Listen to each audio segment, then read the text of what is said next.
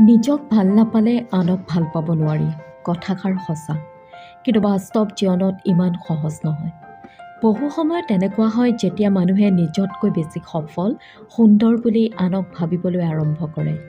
তেতিয়াই কিছু লোকৰ আত্মবিশ্বাস নোহোৱা হৈ পৰে। নিজকে ভাল পোৱাটো নিজৰ বিকাশত বিনিয়োগ কৰাৰ দৰে। আপুনি নিজৰ জীৱনৰ দিশ নিৰ্ণয় কৰিব পাৰে। অৰ্থাৎ আপুনি নিজেই সিদ্ধান্ত ল'ব পাৰে যে আপুনি কি কৰিব পাৰে। আপোনাৰ অনুভৱ, ব্যক্তিত্ব আনৰ লগত তুলনা কৰিব গ'লে আপোনাৰ হীনমন্যতা বৃদ্ধি হ'ব পাৰে।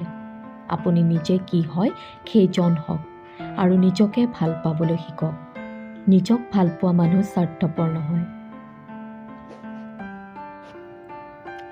এই ভিডিঅ'ৰ জৰিয়তে আমি আপোনালোকক ক'ম কেনেকৈ নিজক ভাল পাব পাৰি। ১ নম্বৰ, আত্মপ্ৰেম। নিজৰ লগত সুখী নোহোৱাটো এটা অভ্যাসৰ দৰে। যিসকল মানুহ নিজৰ ওপৰত সন্তুষ্ট নহয়, তেওঁলোকে সুখী হোৱাৰ কাৰণ বিচাৰে। আনহাতে যদি আপুনি সুখী হয়, তেন্তে সুখ আপোনাৰ ওচৰলৈ স্বয়ংক্ৰিয়ভাৱে আহিব আৰু আপুনি সেইবোৰ মুক্তভাৱে উপভোগ কৰিব পাৰিব। যেতিয়া এজনে নিজকে ভাল পাবলৈ শিকে, তেতিয়া তেওঁ আনকো ভাল পাবলৈ আৰম্ভ কৰে আৰু তেওঁলোকক যিদৰে আছে তেনেদৰেই গ্ৰহণ কৰে। একেদৰে নিজৰ শক্তি আৰু দুৰ্বলতাৰে নিজকে গ্ৰহণ কৰি সুখী হওক।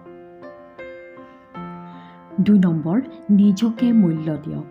নিজকে ভাল পাবলৈ হ'লে প্ৰথমে নিজৰ ভিতৰৰ প্ৰতিভাসমূহ চিনিব লাগিব আৰু গ্ৰহণ কৰিব লাগিব।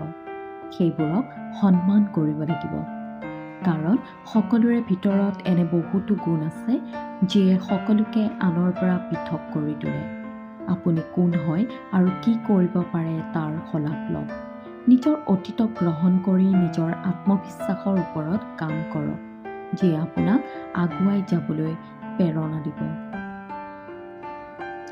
৩ নম্বৰ, নিজৰ যত্ন লওক।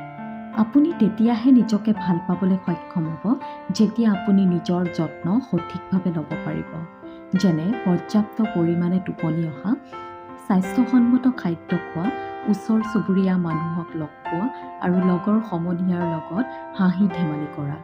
এনে কৰিলে আপোনাৰ মনত কি চলি আছে তাৰ প্ৰতি মনোযোগ দিব পাৰিব। নিজকে ভাল পোৱাটো কোনো মানসিক ৰোগ নহয়। ইয়াৰ অৰ্থ হ'ল প্ৰতিদিনে সৰু সৰু অভ্যাসবোৰ জগাই তোলা, যিয়ে আপোনাৰ জীৱনটো সুন্দৰ কৰি তুলিব পাৰে।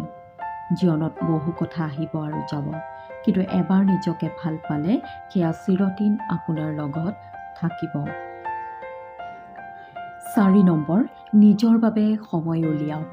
তদুপৰি নিজকে ভাল পাবলৈ অকণমান সময় অকলে কটাব লাগে। গতিকে নিজৰ বাবে সময় উলিয়াওক।